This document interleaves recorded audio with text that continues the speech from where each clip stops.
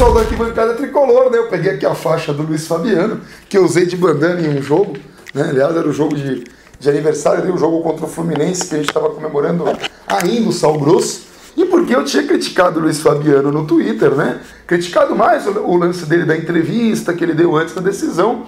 E aí, o Luiz Fabiano fez um gol decisivo. Não pode falar que não era um gol decisivo, não era um gol para um título, mas a passagem do São Paulo para as oitavas de final, dadas as circunstâncias, né, do jogo e tudo mais, acabou sendo sim decisivo. Mesmo o Danúbio vencendo o São Lourenço, mesmo o São Paulo se classificando até mesmo com um resultado ruim, que fosse empate, fosse ganhar do Corinthians no Morumbi, trouxe uma energia nova. Então assim, o Luiz Fabiano foi decisivo, começou o jogo com o gol que abriu, né, as portas, o Michel Bastos depois complementou, mas o time de São Paulo jogou como não jogava há muito tempo, desde o começo, marcando muito o adversário. O Corinthians optou em jogar com o Sheik, ao invés de jogar com o Danilo, que eu achei bom, e o Jadson também não jogou muito bem. São Paulo pressionou mesmo quando estava com o mesmo número de jogadores, porque depois o Sheik foi expulso, já tinha tido 3 ou 4 oportunidades, rente à trave, cabeceio, cruzamento,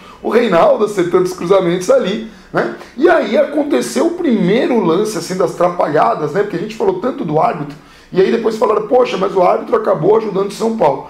De verdade, o árbitro, na verdade, atrapalhou a partida e parece que é por falta de qualidade mesmo, muito mais do que por má intenção, mas eu sempre achei sim um cara mal intencionado, né? Impressão, assim, pegando o histórico e tal. O que aconteceu no lance do Sheik? O pessoal da Fox Sports, eu estava até vendo depois os VTs, porque a gente vai para o estádio de volta depois do IVVT, né?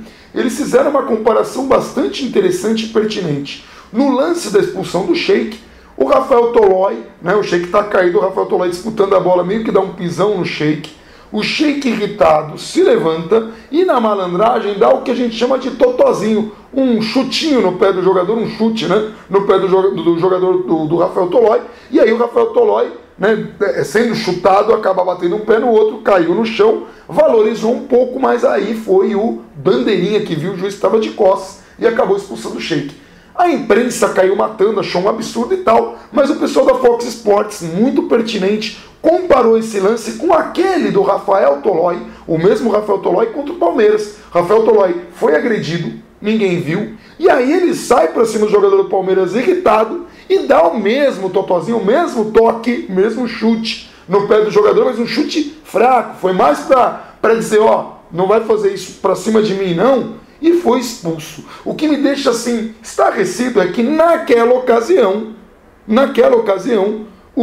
ninguém falou nada do Rafael Tolói mereceu não a expulsão, ninguém falou nada do Rafael Tolói, não foi para expulsão. O Antero Greco acho que falou que poderia ter ficado no amarelo e ele manteve essa mesma coerência ontem ao comentar no Twitter, dizendo que nenhuma expulsão realmente deveria ter acontecido, né? Depois o Luiz Fabiano acabou tendo, né, um entrave ali, ele acabou se envolvendo com um jogador do Corinthians que tentou agredi-lo, o Luiz Fabiano caiu, fez um teatro, foi um horror porque acabou dando uma de Rivaldo, né? O jogador do Corinthians não acertou ele caiu no chão e tal. Como ele já tinha amarelo, não tinha outro cartão para o árbitro aqui no vermelho, mas aí o árbitro também acabou punindo o agressor pela tentativa de agressão, porque a tentativa sim aconteceu. Mas assim, tirando esses lances, o jogo foi assim, teve algumas inversões de falta, teve um gol mal anulado do São Paulo, quer dizer, mal anulado, até acho que fosse um erro, né? Teve um lance que o jogador Ganso caído, deitado, conseguiu dar assistência, mas o árbitro já tinha apitado muito antes do jogador de São Paulo concluir. Teve uma bola do Denilson na trave, foi um jogo assim muito diferente ontem. E o chute do Michel Bastos, um chute de fora da área lindíssimo, depois que o Luiz Fabiano, num cruzamento do Reinaldo, ele pegou a sobra e fez o primeiro gol, o Michel Bastos, São Paulo estava chutando muito de fora, até Ganso chutou e tal, o Michel Bastos acertou um chute de fora da área, a bola pingou na grama e acabou vencendo o Cássio. Foi um golaço, tá? O gol foi muito no canto, não dá nem para culpar tanto assim o Cássio, Mas se fosse o Rogério Ceni, a imprensa toda estava falando que ele estava velho, que não tinha reflexo, que não tinha impulsão e que não pulava mais na bola. Então, assim, isso é uma coisa que faz com que eu continue a fazer o trabalho que eu faço aqui pela Arquibancada Tricolor. Faz com que eu faça essas coisas, mantenha o canal no Facebook, facebook.com/arquibancada, o facebook.com/Fala Bandana, o Twitter Arquitricolor, o Twitter Fala Bandana, porque há na imprensa assim, uma coisa muito tendenciosa. Um exemplo, né? Ontem foi a vez do São Paulo, eu sou contra isso, eu não fiz parte do coro, mas ontem o São Paulo resolveu xingar os jogadores do Corinthians, principalmente o Cássio, quando pegava na bola, a exemplo do que a torcida do Corinthians fazia com o Rogério Ceni. Então, sim, teve aquela coisa do o jogador vai pegar na bola, aquele bicha, eu sou contra isso. Eu critiquei isso quando aconteceu com o Corinthians. A Ponte Preta também fez a mesma coisa. Depois acho que o Santos... Assim, tudo quanto é time fez algo semelhante.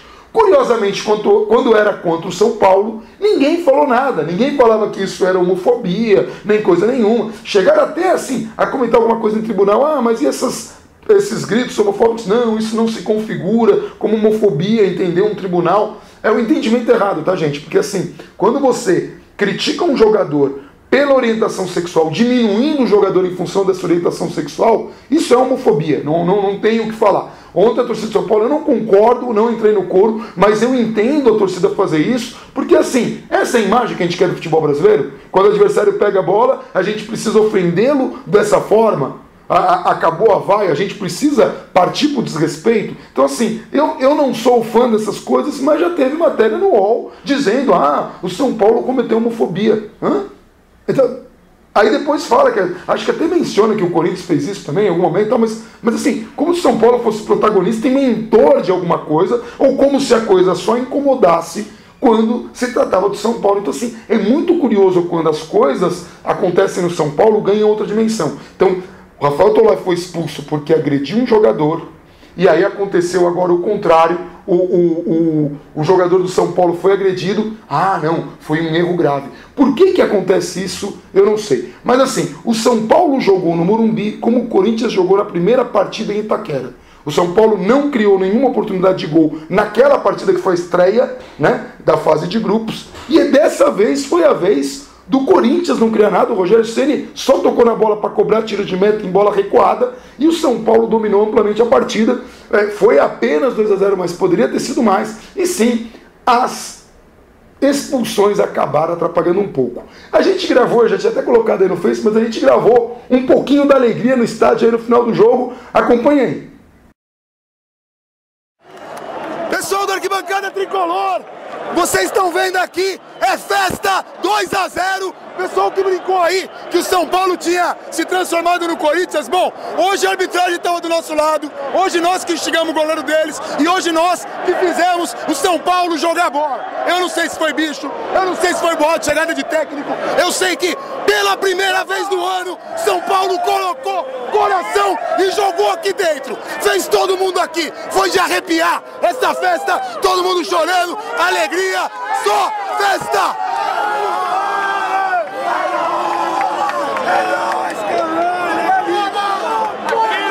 Hoje valeu a pena e a gente vai para essas oitavas com força. A gente vai de cabeça erguida. Foi o primeiro jogo do ano. O ano começou agora. É isso, galera. É só o que eu tenho para falar. E vamos todo mundo comemorar. É tricolor!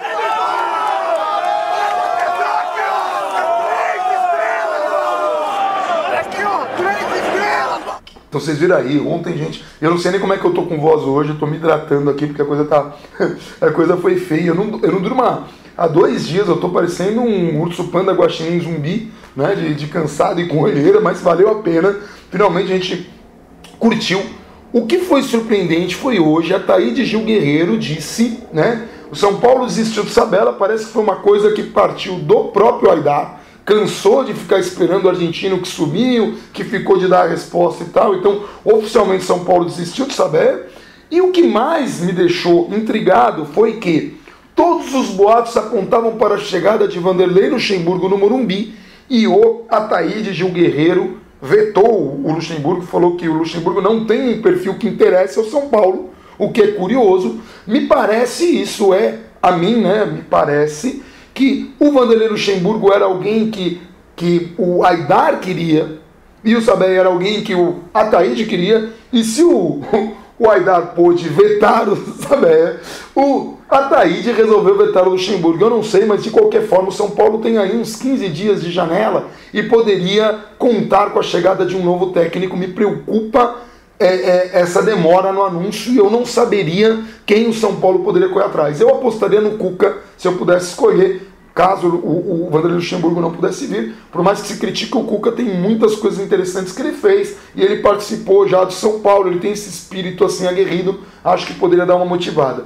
No mais, nós temos aí o Cruzeiro pela frente, o jogo vai acontecer no dia 6 de maio, então vai ser um jogo pegado. A gente já perdeu do Cruzeiro na Libertadores, mas já ganhou também.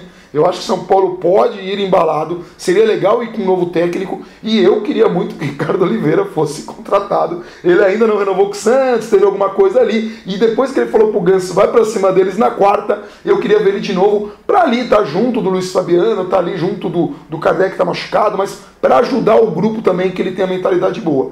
Nós tivemos aí as primeiras imagens da Under Armour, né? Da camisa do São Paulo, que pulularam pela internet. Eu tinha prometido que se aparecessem algumas imagens, eu iria colocar. Elas ainda são imagens que revelam um pouco, dá para ver aí o logotipo, e dá para ver também aí, né, o brasão, o símbolo de São Paulo e tal. Ainda não é muito revelador, mas eu tenho bastante confiança. A Under Armour é uma empresa gigante, né? Finalmente São Paulo conseguiu encontrar uma fornecedora que valesse a pena.